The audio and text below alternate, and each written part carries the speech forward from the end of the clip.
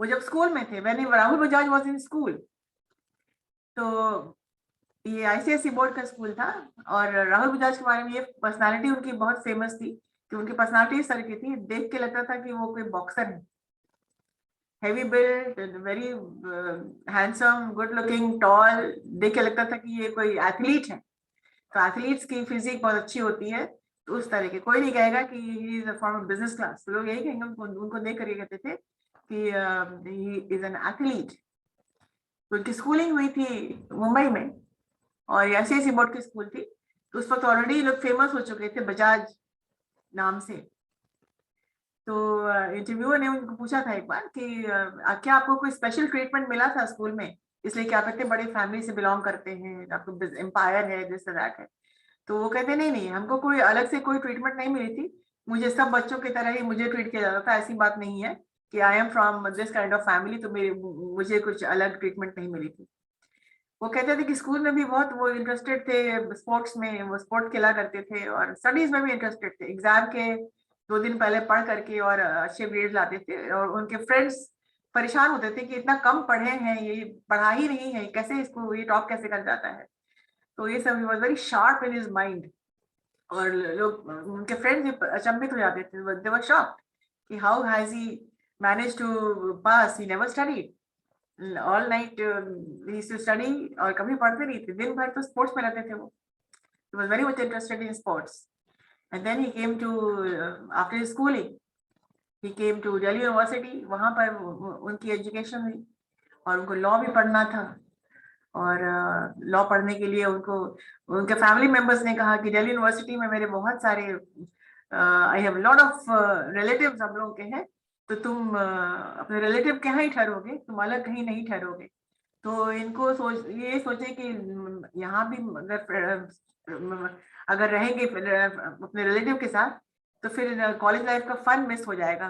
तो बोले कि नहीं, मैं तो हॉस्टल में ही रहूंगा, और जस्ट फॉर मस्ती से वो घर में नहीं रह करके वो हॉस्टल में रह गए थे, और बोलते थे सब यंगस्टर की तरह मैं भी बाहर निकलता था, रात भर घूमता घामता था, और सुबह में दीवार फान के अंदर आता था। ये सब बदमाशियां वो करते थे, ग्रेड्स उनके वो लोग बंक क्लास करते थे, और इस तरह की जो हर यंगस्टर करता है, तो Rahul Bajaj was that kind of person. उनके बारे में सबसे हाईलाइट ये बात आपको अच्छी लगेगी कि उनकी फैमिली बॉन्डिंग बहुत अच्छी थी। उनकी फैमिली ऐसी थी कि मतलब they were very close knit family. अगर हमसे पूछेंगे कि आप सबसे अच्छी बात क्या लगी आपको राहुल बजाज के बारे में, तो हम तो यही कहेंगे कि हिज फैमिली टाइज, और क्लोज नेट फैमिली के होने के बाद सब लोग बहुत एक दूसरे से जुड़े हुए थे, और डिफरेंसेस होते थे कंपनी के बारे में, अपने बिजनेस के बारे में, मतभेद भी हुआ करते थे फादर से इनके, लेकिन खाने के टेबल पे हमेशा लोग साथ रहते थे। और फिर बिजनेस की बात खत्म हो गई, लोग 2-2 बजे 3-3 बजे रात तक वो बिजनेस डिस्कस करते थे अपने फादर से, लेकिन उसमें उनमें मतभेद भी हुआ करते थे, कभी कभी he did not agree with his father and his father did not agree with his son, लेकिन बावजूद इसके जब खाने बैठते थे या फैमिली में बात होती थी, तो फिर सब कुछ भूल भाल करके वो मतलब कि बिजनेस का अपना एक जगह, और घरेलू मैटर्स का अपना एक जगह, तो फैमिली बॉन्डिंग बहुत ज्यादा थी इन लोगों में। और इनकी फैमिली जॉइंट फैमिली से बिलोंग करते थे, और जब इनके एक बार इनके फादर ने बुला के कहा, या वो खुद बताते हैं इस बात को कि उनके एक अंकल थे, तो जिन्होंने जिन्होंने अपने बेटों को कहा था कि चाहे तुम लोग जितना भी आपस में मतभेद क्यों क्यों ना हो बिजनेस के मामले में, आपसी मेल हमेशा बना रहे। और जॉइंट फैमिली का की जो खूबसूरती है, जो इसका एसेंस है, जो इसका ब्यूटी है, वो नहीं जानी चाहिए। तो सोचिए कि अंकल अपने बच्चों से ये कह देते हैं कि मैं मेरे बाद भी तुम लोगों का ये टाइज बना रहे हैं, चाहे कुछ भी जिंदगी में हो जाए, बिजनेस के लेवल पे, घरेलू मामला में कोई दरार नहीं कभी आनी चाहिए। This was such a wonderful thing कि आज के जमाने में कोई अंकल या कोई चाचा बुला के बोले कि तुम लोग में ये मतभेद नहीं होना चाहिए। आजकल तो अपने बच्चों में, अपने ही भाई बहनों में मतभेद हो जाती है। तो about Rahul Bajaj, joint family and family ties is very important. तो जब इनकी फ्रेंडशिप हुई रूपा बजाज से, जिनको ही स्टार्टेड डेटिंग हर, तो राहुल बजाज देखने में, मैंने पहले ही कहा था, he was very handsome and physique उनका बहुत अच्छा था। इनकी मदर कहती थी, राहुल बजाज बताते हैं इंटरव्यू में, कि my mother used to see every, हर 2-3 दिन के बाद एक न्यू चेहरा सामने आता था उनके। और देखिए कि 2-3 दिन में फेसेस बदलते रहते थे। तो he was kind of very friendly with girls also. तो हो ही जाता है, फ्लैम्बॉयंट थे वो, गुड लुकिंग थे, तो girls were college they were after him. तो एक लड़की आई इनकी जिंदगी में, रूपा बजाज। इनकी माँ ने कहा कि क्या बात है, एक ही चेहरा, मतलब 1 महीना से ज्यादा हो गया, मतलब कुछ सीरियस लग रहा है, कोई बात लग रही है सीरियस। कहा कि राहुल बजाज तो 2 दिन 3 दिन के बाद न्यू फेस सामने आ जाता है। तो जब उनको बुला के पूछा गया, तो बोला, अपने मदर से वो रिवील करते हैं कि yes, I am thinking of marrying her. क्योंकि उनको इतनी हिम्मत नहीं हो रही थी कि अपने फादर से वो बोले, बिकॉज ऑफ द इंटरकास्ट। लेकिन उन्होंने बताया, हिम्मत करके बताया, तो उन्होंने कहा कि नहीं। पहले पहले ही जवाब था नहीं। और जब पहली बार जवाब नहीं हो जाता है, तो फिर वो फैमिली के अगेंस्ट में जाना नहीं चाहते थे, तो बहुत परेशान हो गए। उसके फादर ने कहा, चलो ठीक है, शादी तो तुम कर लोगे, ऐसे भी मैं नहीं भी कहूंगा, तुम तो शादी कर लोगे, लेकिन तुमको मेरा, you will never get my blessings, तो मेरा आशीर्वाद तुम्हें कभी नहीं मिलेगा। तो इस बात से वो बहुत परेशान हो गए। तो उनके फादर ने कहा कि हाँ, अगर तुम उसको बुलाते हो मेरे साथ, मतलब कि अगर मैं ओके कर दूंगा, मैं देखना चाहता हूँ, मिलना चाहता हूँ, किसी के तुम शादी करना चाहते हो, तो तुम 1 साल उससे नहीं मिलो। उन्होंने ये कंडीशन अप्लाई रख दी कि अब मैं बता रही हूँ किस तरह से फैमिली बॉन्डिंग कितनी स्ट्रांग थी उनकी। तो वो बहुत मूड ऑफ उनका हो गया, तो बोले कि ठीक है, तुमको शादी करनी है ना। वो समझे कि चलो यंग लड़का है, 2-3 महीने में इसका भूत उतर जाएगा। तो बोले कि तुम 1 साल तो उससे नहीं मिलोगे, out of site is out of mind. तो बोले कि ठीक है, नहीं मिलूंगा मैं। तो 1 साल अपनी, जब उन्होंने बताया अपनी फियांसे को, रूपा को बताया, तो बहुत रोने रोने लगी कि चलो अब क्या होगा क्या नहीं होगा। तो फिर फादर की बात कैसे नहीं मानते हो, तो उन्होंने डिसाइड कर, ठीक है 1 साल नहीं मिलेंगे हम लोग। और इधर 1 साल के अंदर क्या हुआ, इनके फादर ने कई बार रूपा को अपने घर पे बुलाया। ये राहुल बजाज को नहीं पता ये बात थी। उसको इनके पीछे में बुलाया, कभी डिनर पे, कभी लंच पे। तो 2 बार 3 बार 4 बार बुलाया गया उनको। और जब ये बिल्कुल से पूरी तरह से सेटिस्फाइड हो गए कि नहीं, ये लड़की बिल्कुल राहुल के लिए ठीक है। और ये थे वर्किंग क्लास के, मतलब कि ना बिजनेस क्लास के थे। And Rupa was from high aristocratic, father was an IAS, caste में डिफरेंट। तो इनको लगा कि वो लड़की इस फैमिली में एडजस्ट नहीं कर पाएगी। तो that is why he said कि चलो इनके पीछे में, just to know her properly, उसको 2 बार 3 बार लोगों ने इनवाइट किया। और इसी इन 2-3 मुलाकातों के बाद डिसाइड कर लिया कि नहीं, she is the right girl for Rahul. और फिर उसके बाद इन लोगों का इनकी शादी हुई। तो देखिए कि जब फैमिली बॉन्डिंग इतनी स्ट्रांग होती है, यहाँ पर राहुल बजाज ने डिसाइड किया कि फादर की ब्लेसिंग नहीं मिलेगी तो मुझे शादी करनी ही नहीं है। और फादर ने ये क्या सोचा कि शादी तो नहीं करेगा या करेगा, लेकिन फिर ये फैमिली का बॉन्डिंग, मैंने बता ही दिया है कि शादी अगर मेरे खिलाफ करोगे तो मेरा आशीर्वाद नहीं मिलने वाला है। तो ये बहुत बड़ा पनिशमेंट हो जाता है उनके लिए। कहाँ इतनी स्ट्रांग फैमिली, इतनी बॉन्डिंग इतनी स्ट्रांग। तो फिर सब कुछ ठीक हो गया and then he started running his business. उसके बाद उनकी एजुकेशन इनकी बाहर से हुई, आउट ऑफ इंडिया, ऑक्सफोर्ड। वहां इनको कहा गया कि आपको तो कोई एडमिशन जो आपका नहीं ले सकते, बिकॉज आपको कोई वर्क एक्सपीरियंस नहीं है। राहुल गुजाल को थोड़ा सा लगा कि चलो डीयू का बंदा, और फिर लॉबी किसी तरह से उन्होंने लॉबी कर लिया and he was denied admission. तो थोड़ी परेशान थी वो, he was upset about it. तो उन्होंने कहा कि you don't have any work experience. तो इन्होंने अपनी खुद की कंपनी ज्वाइन कर ली, जो फादर रन करते थे वो कंपनी उन्होंने ज्वाइन कर ली। और वहां वो हर एक डिपार्टमेंट में वो, ऐसा नहीं कि वो जाके सीईओ के चेयरमैन पे कुर्सी पे बैठ गए, नहीं, वो छोटे से छोटा डिपार्टमेंट में भी, accounts department, dispatch department, marketing department, हर डिपार्टमेंट में उन्होंने काम किया और जाना कि बिजनेस क्या होती है। अपना घर वो बिल्कुल फैक्ट्री के बगल में ले ली, उसी कैंपस में ले ली, ताकि वो लोगों के बीच रह सके, ताकि वो अपने फैक्ट्री के लोगों को जान सके कि ऐसे थोड़ी एम्पायर कोई खड़ा होता है। सोचिए कि अपना एस्टैब्लिशमेंट उन्होंने बहुत करीब लाके डाल दिया, so that he can know his factory, his business very well. और बहुत हंस के वो बोलते हैं कि I know each and every brick in my factory, मतलब कि फैक्ट्री के एक एक ईंट को वो जानते हैं। So a very hard working person, Rahul Bajaj, whatever he is, he has two sons. He is known for his extrovert nature. He is known for his marketing strategy. He is known for his planning. He is known for his soft skills, किस तरह से लोगों से वो बात करते हैं।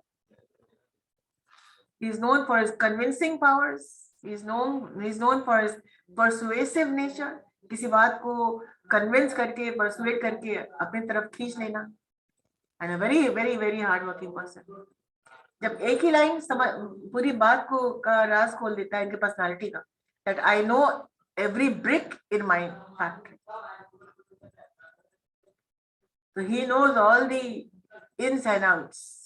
और जब मैंने कहा कि वो फैक्ट्री के एस्टैब्लिशमेंट डाल दी अपना वहीं पे, so that he can know the people, know the factory and the people working in it, all about organizational behavior, all about his organization and how you should behave in an organization. This was his highlights. कुछ मैंने आपको introduction दे दिया है, आगे आप पढ़ेंगे और you can make a PowerPoint presentation about Rahul Bajaj or you can prepare because exam में क्वेश्चंस आते हैं, ठीक है। तो ये आप कब सुना रहे हैं हमको, कब दिखा रहे हैं?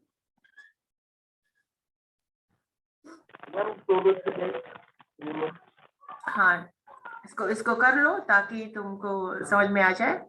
और इनके बारे में आपका क्या take, what is your take away from his story Rahul Bajaj? मतलब आपने क्या सीखा, आपने क्या जाना उनके बारे में, और क्या चीज सबसे प्रेजेंटेशन बनाना होगा पावरपॉइंट में? हाँ बना लो, तुमको तुम्हारे लिए बेहतर है, ठीक है। तो ये लिटरेचर पार्ट तो यही है, जो 3 स्टोरीज हैं, 3 लोगों को जानना है आपको, और सिलेबस आगे चलता रहेगा। आप अपना 3 असाइनमेंट दे दिया है, असाइनमेंट भी करते रहना, ये सिलेबस हम टेकअप कर रहे हैं, ये आप सेल्फ वर्क करके इसको आप बताएंगे, समझेंगे, राइट।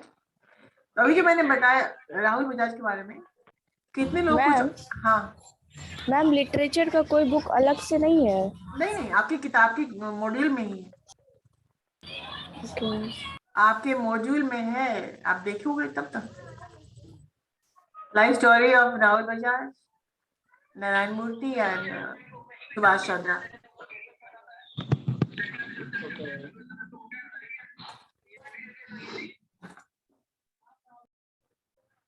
चलिए, और क्या पढ़ना था? हम लोग एजेंडा बता रहे थे ना आपको। Yes ma'am, agenda. तो व्हाट इज एन एजेंडा, कोई बताएगा हमको? क्या कहा था? What is an agenda? Agenda is also called the order of the day. क्या है agenda? It is order of the day. जैसे आज का एजेंडा क्या था? आज का मेरा एजेंडा क्या था कि आपको राहुल बजाज के बारे में कुछ बताएं।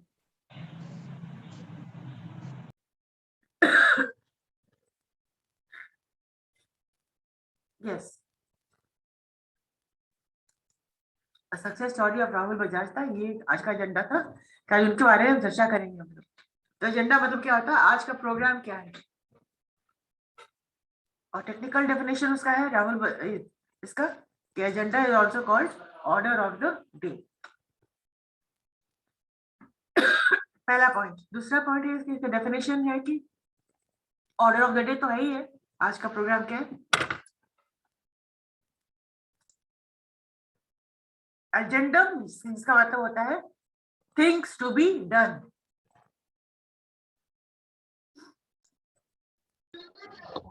Secretary of the business.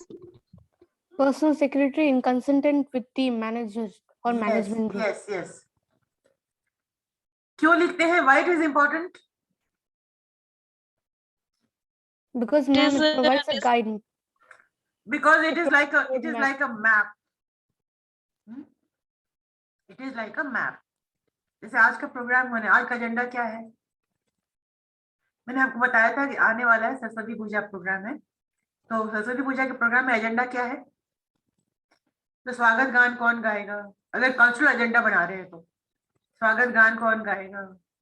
Saraswati वंदना कौन गाएगा? डांस कौन कर रहा है? ड्रामा कौन कर रहा है? ये पहले से बनाएंगे हम लोग। मैम ये रोल डिसाइड करता है क्या? क्या क्या बोल रहे हो? ये मतलब किसी प्रोग्राम में रोल डिसाइड करता है एजेंडा। हाँ, who will do what। और उतना ही नहीं, who will do what तो होता है कितना मिनट तक। ऐसे बहुत सारे, अगर में 2 घंटे टाइम है तो 2 घंटे में कितना हम लोग लेंगे? 2 घंटा में हम लोग, okay, according to the person we will give 5 minutes, 2 minutes, 3 minutes. तो उस 2 घंटे को हम लोग ब्रेकअप कर देंगे ना कि किसको किसको क्या देना है। जैसे हम बना रहे हैं एकेडमिक मीटिंग का एजेंडा, जिसमें हर टीचर को बताना है कि किस सब्जेक्ट में कितना सिलेबस कंप्लीट हो गया है। अगर ये एजेंडा हम लोग को मिला हुआ है, हम लोग क्या करेंगे? ये एजेंडा पहले बनाएंगे ना। मान लीजिए हम सेक्रेटरी Yes, हैं, ma'am. तो पहले बनाएंगे and I will distribute this agenda कम से कम 1 हफ्ते पहले। क्यों 1 हफ्ते पहले हम क्यों देंगे? आप बताइए। मैम, पार्टिसिपेंट्स को प्रिपेयर करने के लिए। Exactly, very good. So the agenda is prepared and distributed 1 week earlier before the meeting, so that the members or the participants will come prepared. So likewise, in agenda, everybody is given a proper time, like 5 minutes each faculty will be given, isn't it? तो बस agenda में important point यही है। और लिखेंगे कैसे? सबसे पहले सेंटर पेज में आप लिखेंगे agenda, then you will write subject की मीटिंग किस सब्जेक्ट के बारे में, what is the topic of the agenda.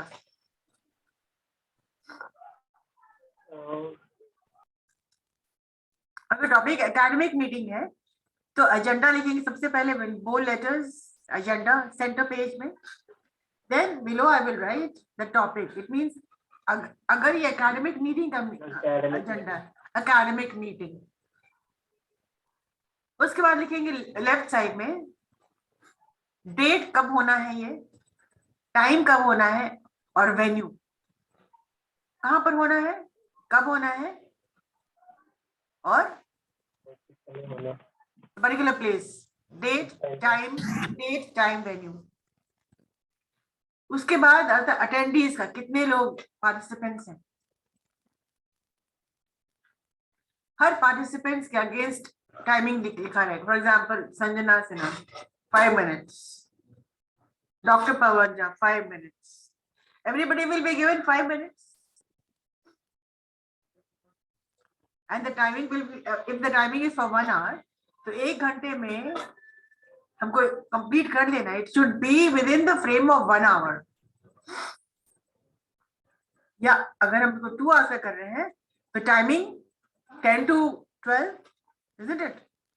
2 घंटे का प्रोग्राम। एक बार आप बनाना शुरू करेंगे तो समझ में आ जाएगा। It is very easy. Ma'am ये कितने पैराग्राफ में लिखाएगा? ये पैराग्राफ में नहीं लिखता, ये बस 1 पेज में लिखना होता है इसका, जस्ट इन 1 पेज। एक सिंपल 1 पेज में आपका बनता है ये एजेंडा। पैराग्राफ में नहीं बनता ये, नंबरिंग में बनता है। यदि किसी प्रोग्राम में जाते हो तुम तो क्या पैराग्राफ में देखते हो क्या एजेंडा? नहीं ना। सबसे पहले क्या होगा, उसके बाद में क्या होगा, first item, second item, third, fourth, fifth, है ना? It is not written in paragraph. Like in Spyro. हाँ, इंस्पायरो में क्या होता है बताइए। सपोजिंग इंस्पायरो 2022 बना रहे हैं आप, तो क्या क्या बनाएंगे? Welcoming of the chief guest, lighting of the lamp, welcome address by director sir, स्वागत गान by dash dash dash,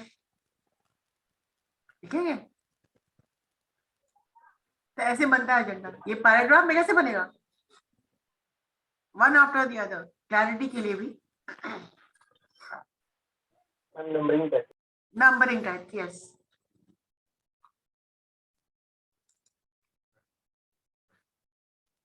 any question? क्या इंपॉर्टेंट हाइलाइट्स क्या होता है उसमें? उसमें क्या क्या इंक्लूड होना चाहिए?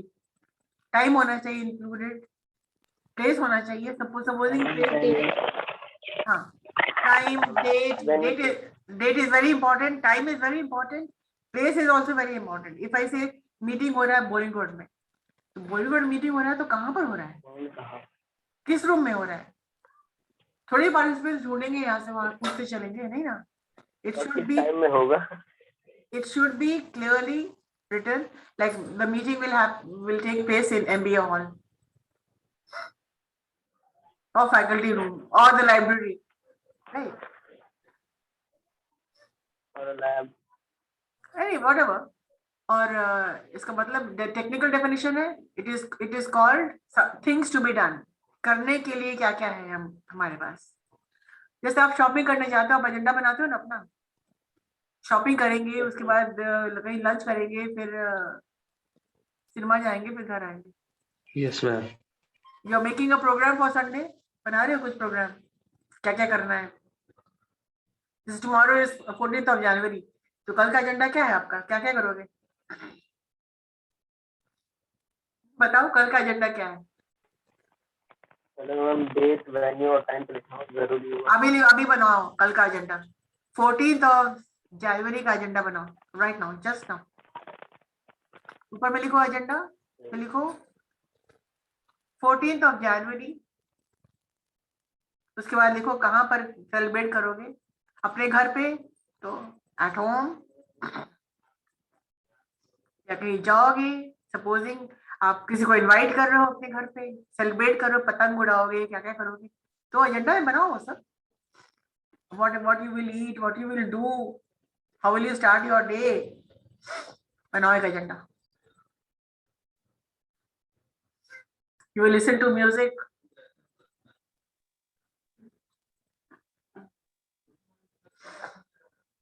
मैम टॉपिक नेम क्या दें? 14 जनवरी तो पता है, कल फेस्टिवल है ना, मकर संक्रांति। मकर संक्रांति रख दो।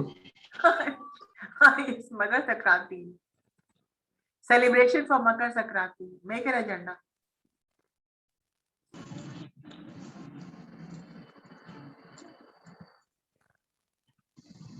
दस से 12 करोगे, 10 से 12 का बनाओ।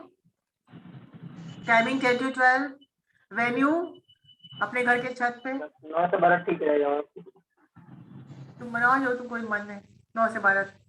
किसको किसको इनवाइट कर रहे हो, किसको किसको क्या क्या दे रहे हो, कौन कौन गाना गा रहा है, कौन कौन डांस करेगा, कौन कौन फूड प्रिपेयर करेगा।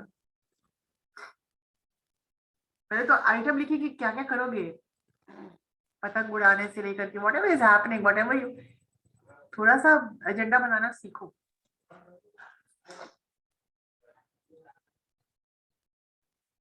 किसी को इनवाइट कर रहे हो तो तुमको एक हफ्ते पहले बनाना चाहिए था, और बना करके इसको डिस्ट्रीब्यूट करना चाहिए था।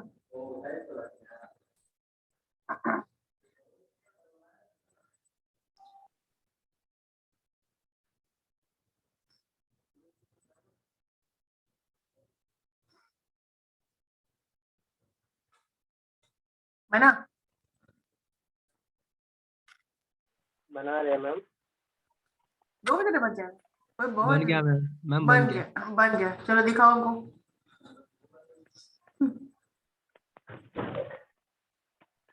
मैम हाँ, मैम अटेंडेंस के बाद ऑब्जेक्टिव भी लिखना है, क्योंकि सैंपल में बुक में जो दिया उसमें ऑब्जेक्टिव भी लिखा हुआ है। ऑब्जेक्टिव मतलब कि सेलिब्रेशन। ऑब्जेक्टिव क्या है, मकसद क्या है उसका?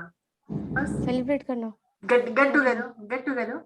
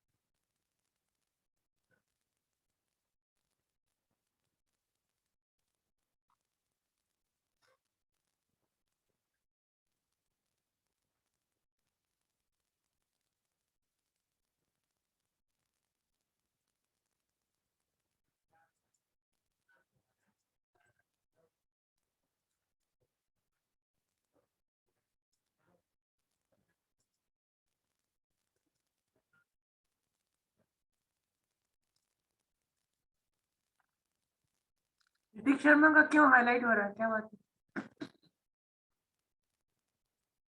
Want to say something or what?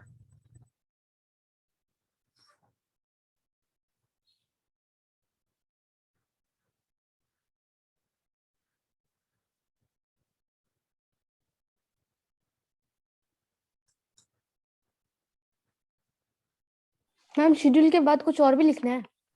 नहीं, हो गया मैम। हो गया, दिखाओ।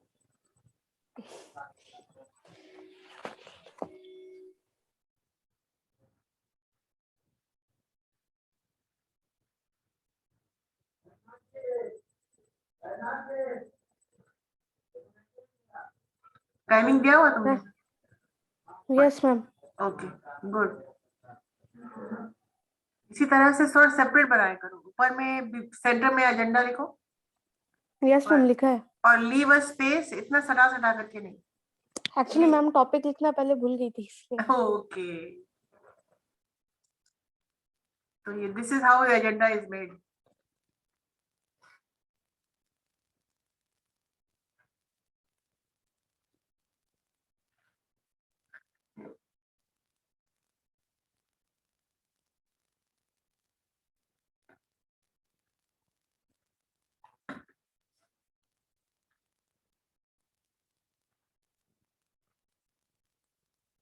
किसी का हुआ है?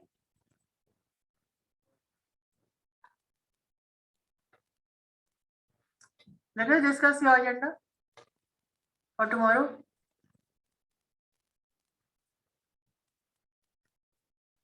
हमने अटेंडेंस ले लिया है, प्रेजेंट है। Roll number 17, Hrithik Sharma is present, Priya Bhadra is present, Manish and Revathi, बाकी एब्सेंट। अभी करने से क्या फायदा, मैंने अटेंडेंस ले लिया। मैम मेरा ले लीजिएगा प्लीज। काहे मैम क्योंकि थोड़ा सा बिजी हो गए थे इसलिए। बिजी हो गए थे? तुम क्लास करते हुए तमाशा कर रही हो? नो मैम क्लास नहीं कर रहे, वैसे मैम बता रहे ये थोड़ा सा कुछ काम कर रहे थे इसलिए। बेटा काम करना है तो तुम जाओ, काम ही करो। जाओ फिर, लॉग इन मैम करके एक काम करे। हाँ मैम एजेंडा में ये भी मतलब कि असाइन करना पड़ता है जो किसको कौन सा वर्क दिया गया है, रोल परफॉर्म करने के बिल्कुल लिए। बिल्कुल बिल्कुल बिल्कुल। जैसे तुम जो एजेंडा कल के लिए बना रहे हो ना, फर्ज करो कि तुम 1 हफ्ते पहले बना रहे हो, तो किसको पतंग लाना है, किसको डिपार्टमेंट संभालना है, फूड का डिपार्टमेंट संभालना है, किसको कल्चर का संभालना है, कौन गाना गा रहा है, कौन किसको किसको पतंग लाना है, मतलब एजेंडा बन जाता है तब। तो मैम उसके बारे में डिस्क्रिप्शन भी लिखनी पड़ती है क्या उसके? नहीं, कुछ नहीं, कुछ नहीं। नेम के आगे काम, नेम काम। कोई पैराग्राफ, कोई सेंटेंसेस नहीं डलता है इसमें।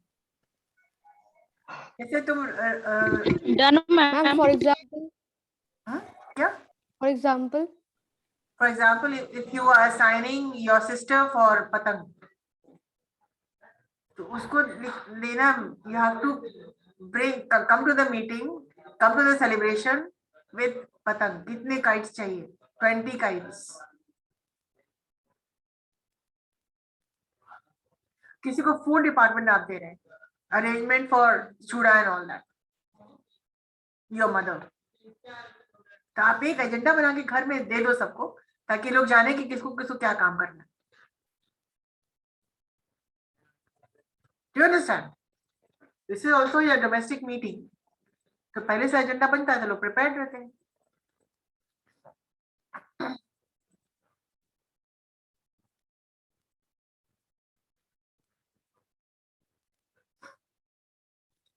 किसी को गाना गाने के लिए कह रहे हो तो उसका तुमको गाना गाना पड़ेगा, यानी कि उसी वक्त नहीं कहना, पहले करना है, ताकि उसके मुतालिक कुछ प्रिपेयर करके कोई आए।